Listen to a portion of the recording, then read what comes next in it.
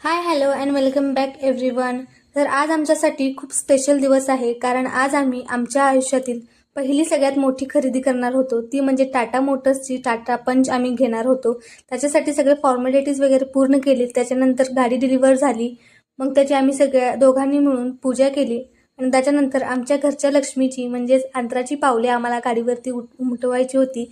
त्यासाठी कुंकवाच्या पाण्यामध्ये तिचे पाय बुडवले आणि तिची अशी पावलं उठवली. कारण आमच्यासाठी आमची अंतरा खूप लकी आहे, कारण जेव्हापासून ती आमच्या आयुष्यात आले त्यामुळे खूप चांगल्या गोष्टी आमच्या आयुष्यात घडल्या आहेत.